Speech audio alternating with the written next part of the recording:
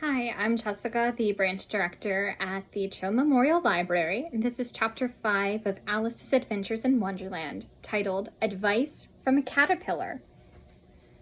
The caterpillar and Alice looked at each other for some time in silence. At last the caterpillar took the hookah out of its mouth and addressed her in a languid, sleepy voice.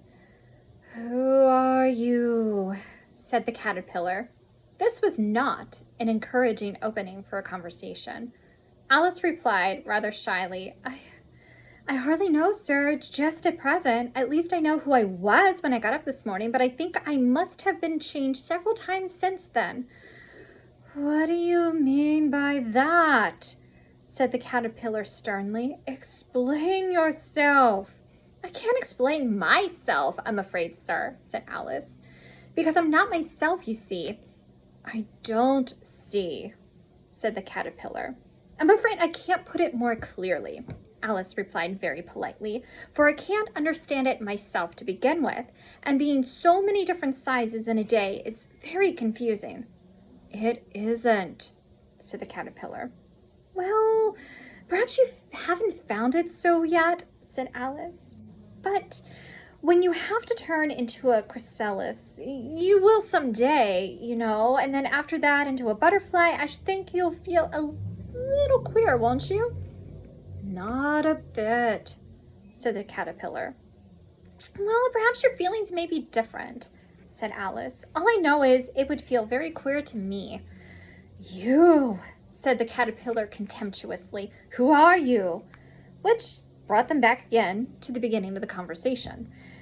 Alice felt a little irritated at the caterpillars making such very short remarks, and she drew herself up and said very gravely, "I think you ought to tell me who you are first." "Why?" said the caterpillar. Here was another puzzling question, and as Alice could not think of any good reason, and as the caterpillar seemed to be in a very unpleasant state of mind, she turned away. "Come back," the caterpillar called after her. "I've something important to say." This sounded promising. Certainly. Alice turned and came back again. "Keep your temper," said the caterpillar. "Is that all?" said Alice, swallowing down her anger as well as she could. "No," said the caterpillar. Alice thought she might as well wait, as she had nothing else to do, and perhaps after all it might tell her something worth hearing. For some minutes it puffed away without speaking, but at last it unfolded its arms, took the hookah out of its mouth again, and said, "So you think you've changed, do you?" "I'm afraid I am, sir," said Alice. "I can't remember things as I used, and I don't keep the same size for 10 minutes together." "Can't remember what things?" said the caterpillar. "Well, I've tried to say, 'How doth the little busy bee?' but it all came different," Alice replied in a very melancholy voice. "Repeat, 'You are old, Father William,'" said the caterpillar. Alice folded her hands and began. "You are old, Father William," the young man said, "and your hair has become very white, and yet you incessantly stand on your head. Do you think at your age it is right?" "In my youth," Father William replied to his son, "I feared it might injure the brain, but now that I'm perfectly sure I have none, why, I do it again and again." "You are old," said the youth, "as I mentioned before, and you have grown most uncommonly fat. Yet you turned a back somersault in at the door. Pray, what is the reason for that?" "In my youth," said the sage as he shook his gray locks, "I kept all my limbs very supple. By the use of this ointment, 1 shilling the box. Allow me to sell you a couple." "You are old," said the youth, "and your jaws are too weak for anything tougher than suet. Yet you finished the goose with the bones in the beak. Pray, how did you manage to do it?" "In my youth," said his father, "I took to the law and argued each case with my wife, and the muscular strength which it gave to my jaw has lasted the rest of my life." "You are old," said the youth. "One would hardly suppose that your eye was as steady as ever.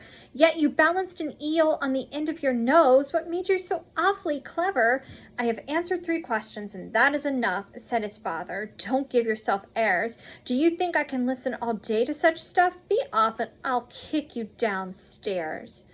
That is not said right, said the caterpillar. Not quite right, I'm afraid, said Alice timidly. Some of the words just got altered.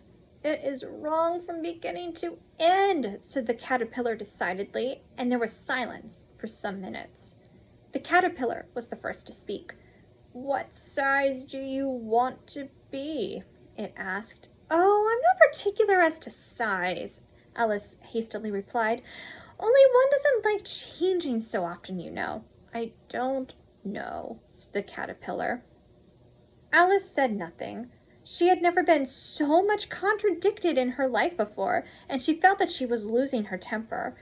Are you content now? Said the caterpillar. Well, I should like to be a little larger, if you wouldn't mind, said Alice. 3 inches is such a wretched height to be. It is a very good height indeed, said the caterpillar angrily, rearing itself upright as it spoke. It was exactly 3 inches high. But I'm not used to it, pleaded poor Alice in a piteous tone, and she thought of herself, I wish the creatures wouldn't be so easily offended. You'll get used to it in time, said the caterpillar, and it took the hookah into its mouth and began smoking again.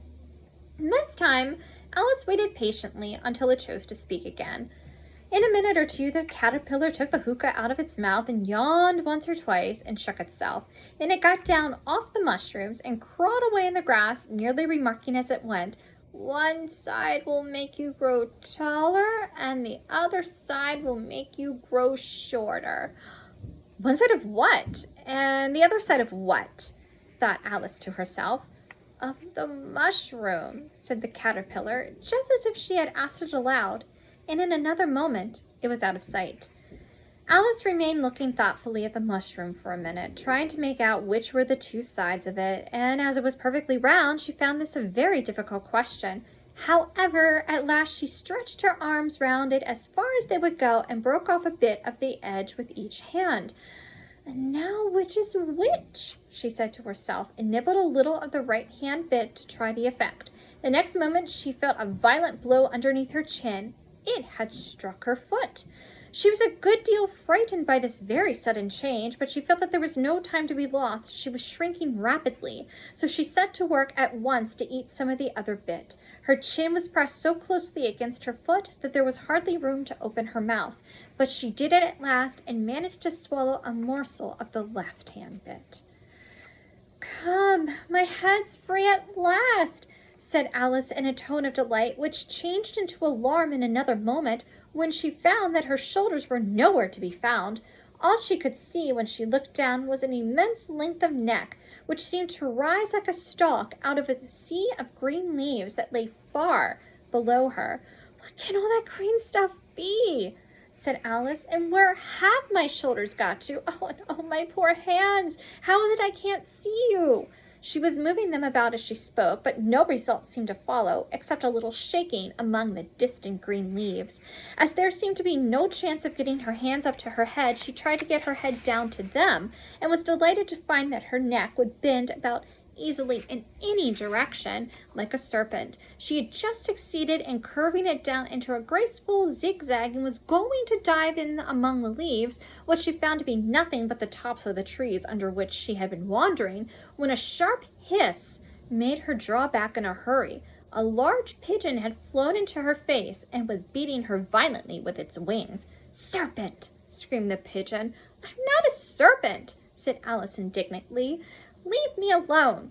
Serpent, I say again, repeated the pigeon, but in a more subdued tone, and added with a kind of sob, I've tried every way and nothing seems to suit them.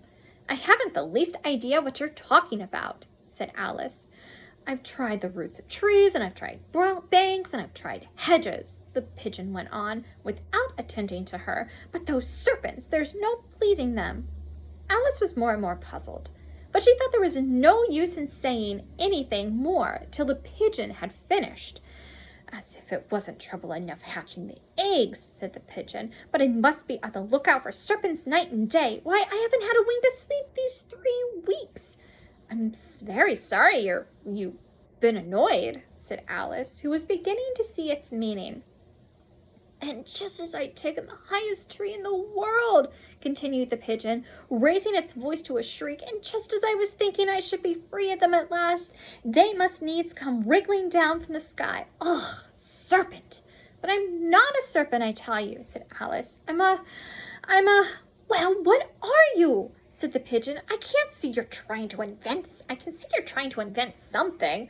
I'm a little girl, said Alice rather doubtfully, as she remembered the number of changes she had gone through that day. A likely story indeed, said the pigeon in a tone of the deepest contempt. I've seen a good many little girls in my time, but never one with such a neck as that. No, you're a serpent, and there's no use denying it. I suppose you'll be telling me next that you never tasted an egg. I have tasted eggs, certainly, said Alice, who was a very truthful child. But little girls eat eggs quite as much as serpents do, you know. I don't believe it, said the pigeon. But if they do, then they're a kind of serpent. That's all I can say. This was such a new idea to Alice that she was quite silent for a minute or two, which gave the pigeon the opportunity of adding, You're looking for eggs. I know that well enough. And what does it matter to me whether you're a little girl or a serpent? It matters a good deal to me, said Alice hastily, but I'm not looking for eggs as it happens, and if I was, I shouldn't want yours. I don't like them raw. Well, be off then, said the pigeon in a sulky tone as it settled down again into its nest. Alice crouched down among the trees as well as she could, for her neck kept getting entangled among the branches, and every now and then she had to stop and untwist it. After a while she remembered that she still held the pieces of mushroom in her hands, and she set to work very carefully, nibbling first at one and then at the other, and growing sometimes taller and sometimes shorter, until she had succeeded in bringing herself down to her usual height. It was so long since she had been anything near the right size that it felt quite strange at first, but she got used to it in a few minutes and began talking to herself as usual. Come, there's half my plan done now, and puzzling all these changes are. I'm never sure what I'm going to be from one minute to another. However, I've got back to my right size. The next thing is to get into the beautiful garden. How is that to be done, I wonder? And as she said this, she came suddenly upon an open place with a little house in it about 4 feet high. Whoever lives here, thought Alice, it'll never do to come upon them this size. Why, I should frighten them out of their wits. So she began nibbling at the right-hand bit again, and did not venture to go near the house till she had brought herself down to 9 inches high.